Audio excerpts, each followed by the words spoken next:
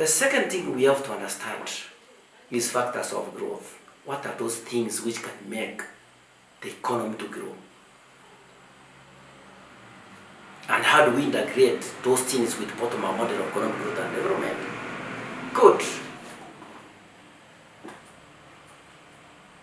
Factor number one. In Kenya, we have a wide span of natural resources. Factor number one for growth is natural resources. We have what? Very big varieties of natural resources. To mention, to start with land, rivers, minerals, wildlife, among others, which you cannot be able to mention now. That's factor number one of growth. Factor number two is about capital formation. Capital formation. You know, capital is like a replicant. Finance is like a replicant, whereby economic activities can be able to sail it through or rotate it through until we produce the required product. Capital is factor number two. Factor number three, technological advances, or we must have good technology. Then those things, that's the factors, those are the things which can make the economy to prosper. Factor number four is about ensuring full capacity utilization.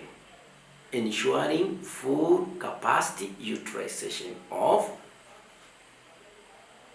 resources in the economy. Factor number five, there must be efficient production. There must be efficient production.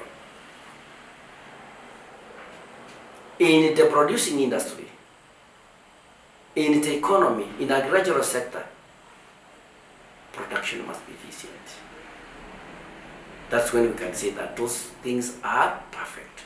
Finally, there must be appropriate environment, production environment. There must be appropriate environment. Environment which is political free, environment which is world free, among others. Environment is the most important thing in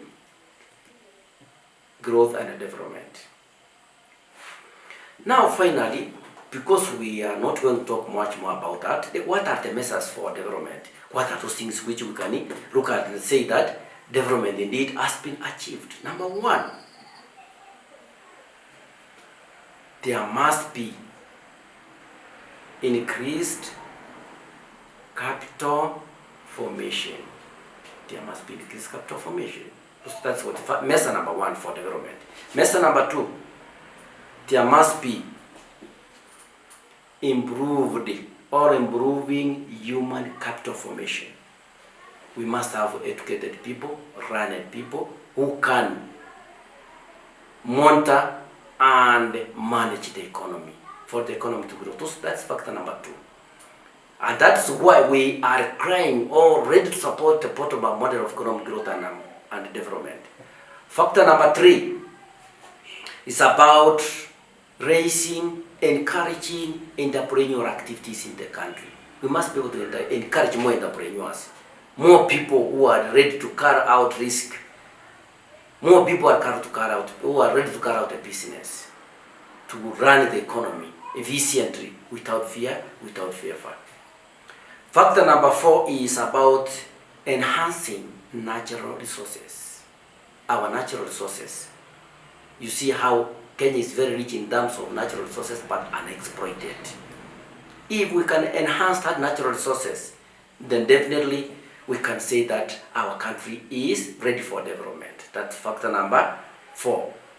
Factor number five, yes, we must upgrade our level of technology.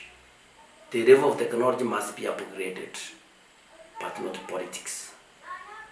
We are backward because the level of technology is low. But if we can be able to upgrade our level of technology, definitely we can say that our economy is improving. That's measure number five. Measure number 6 is about market orientation of the economy. There must be market must be very much well planned. Instead of a perfection, I want to have perfect market orientation in the economy. That's factor measure number 6. Factor measure number 7 is about we must be ready to accept planned economy. In Kenya, in fact, things are happening. We don't have a planned economy, to be very sincere. And this is the most important thing. If we can accept the implementation of the model of bottom-up economic growth and development, then definitely planned economy will come. I know you don't understand the meaning of planned economy. Planned economy is whereby we have the flow of events in the economy as per the time period.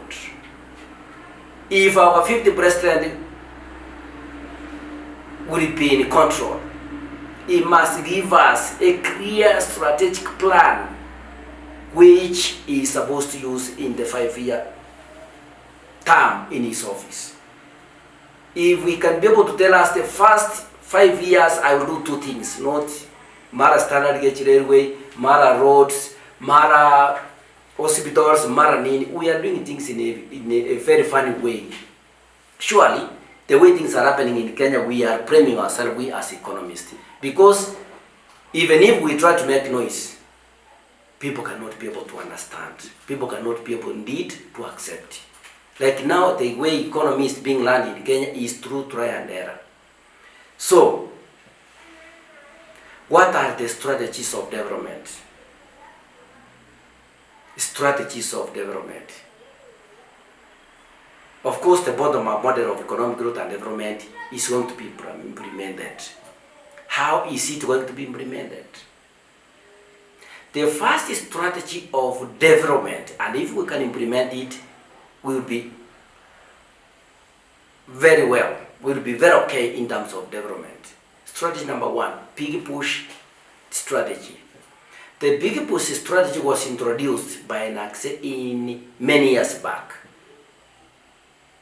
What do we mean by big push theory or by big push strategy? It's like you can bring a lot of money, you pump in one sector of the economy. I think my fellow politicians, my fellow economists, my fellow leaders, I think you are understanding this. For example, let us say we have accepted the 5-year type of planned economy.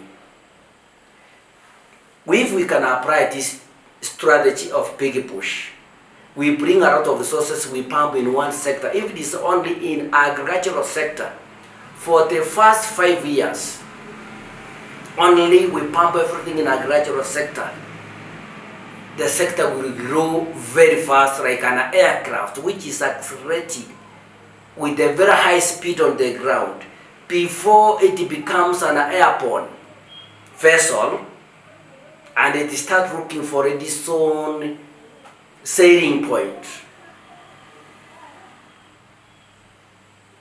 Then it starts taking its own direction wherever it wants to go to. That's what we call big push strategy. We have other strategies like critical minimum effort that you can select this given section. You try to use your required effort for the economy to take off, for the economy to grow. That's strategy number 2. Strategy number 3 is balance the economy. You try to balance all things in the economy. You do a bit in agriculture, a bit in transport, a bit in security, a bit in education, a bit in health, a bit in water and others. But that one will take as many years to come up as a developed country. And the most try and error strategy is balance and unbalanced strategy. This is whereby you find that you do things where you're favoring others and doing away with others. So, for more detail, we are going to discuss in the near future as far as those strategies are concerned. For us to be at the position of implementing that model, bottom-up model of economic growth and development, I think have reached step number 2 of understanding the background information. For now, I'm very happy, I'm very humbled to those people who have been listening to this approach as we move to the next level. Thank you, and God bless you.